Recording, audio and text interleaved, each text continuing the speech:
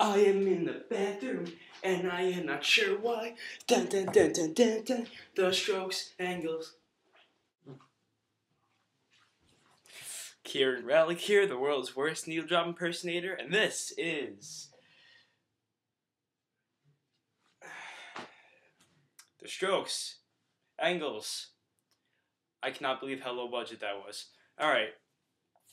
Strokes are an indie band located in America, released with their debut album, Is This It, in 2001 to extremely positive reviews.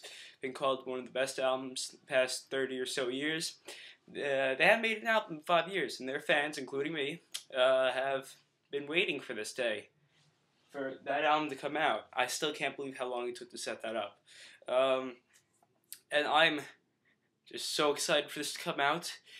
It's like 3 hours of work to do, but I don't care. I'm doing this first. I'm anticipating this for a week. The review, that is. Alright.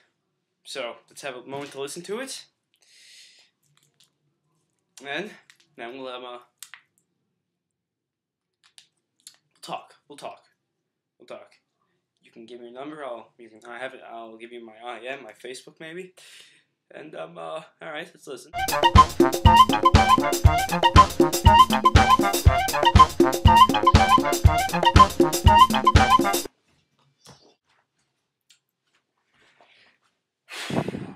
I got arrested. Alright. Well, this is definitely not at all what I anticipated for Angles to sound like. And, judging by the cover, you can guess it would probably be a little different. Now, their third album, First Impressions of Earth, was pretty bad. Not a lot of people liked it. It received mixed reviews from critics and fans alike. And this isn't exactly it. It's not their old stuff exactly. It's not First Impressions of Earth.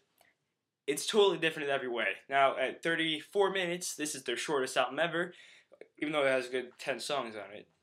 I'm like, fucking Radiohead.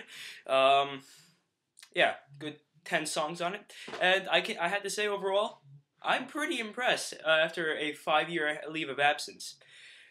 The style in this, I said, is incredibly different. It takes on a very 80s pop sound, especially on songs like Two Kinds of Happiness, Games. Yeah. Now let's start with the first track, Machu Picchu.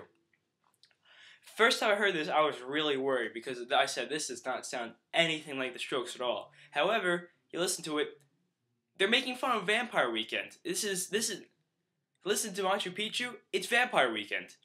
Now, Vampire Weekend, they're sort of like their heirs in the indie pop, indie rock hierarchy, so obviously they would give something to them. And it's not exactly making fun of them, it's like a parody in a fun way. It's like joking around with them. At the same time, they're making fun with the sound, actually. Not making fun of it with the sound. They're also trying to be serious and make a legitimate song out of it. And they do it very well. It's a very good song. It's very catchy. And, yeah. And moving on to the highlights of this album. Definitely still, by far, my favorite song is the first single from the album, Under Cover of Darkness. It just sounds so much like their old stuff. And it's so unbelievably catchy. I think I have to have listened to it at least 40 times now. I can't stop listening to it. It's fantastic. And it's so out of place on this album almost. It sounds like a completely different album in some aspects because I'm like a silly putty.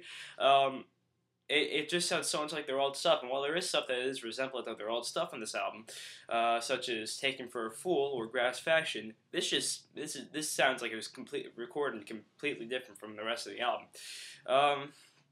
And another highlight, as I said, Taken for a Fool.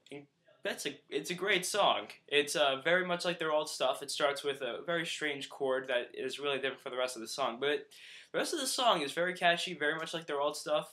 And I really like the bass in this song, and this is something else which I forgot to say earlier. The bass in this song is immaculate.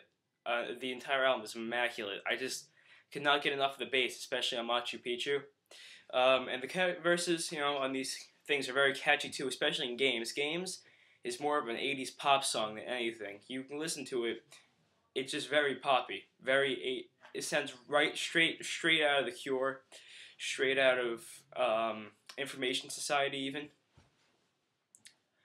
And at first I was reluctant, but the bass line in this just got me. I mean, I'm listening to this song over and over again, and I'm like more of a rock guy. Now, of course, this album is not without flaws. This, first of all, it's very short.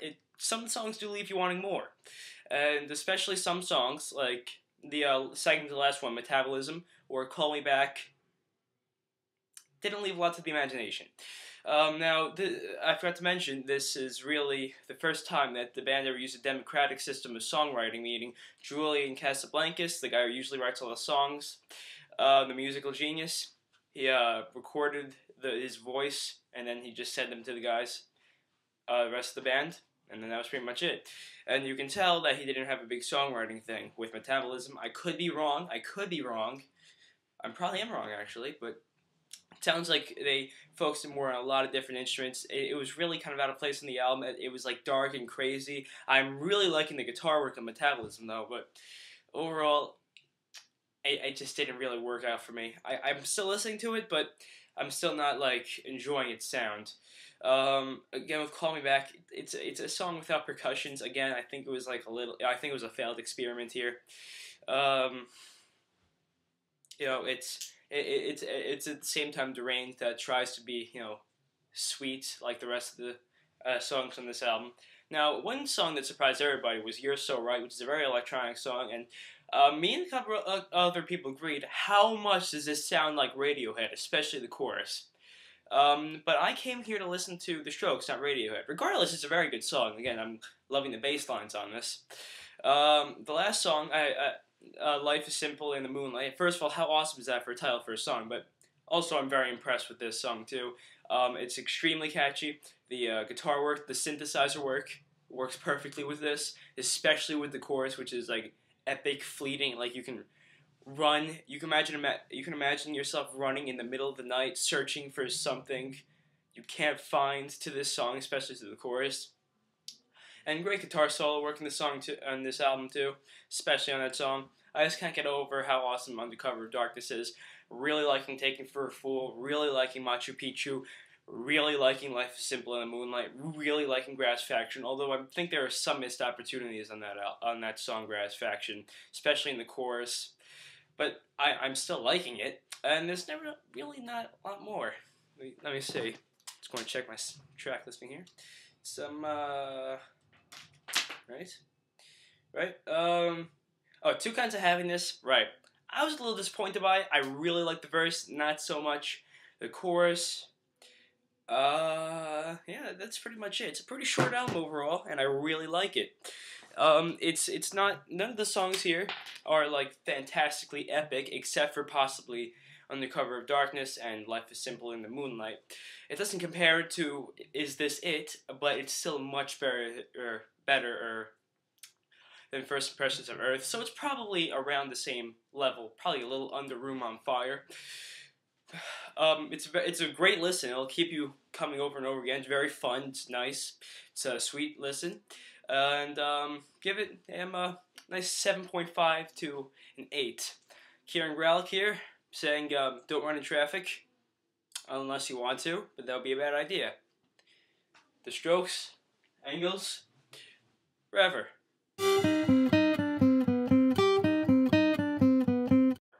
And especially some songs like the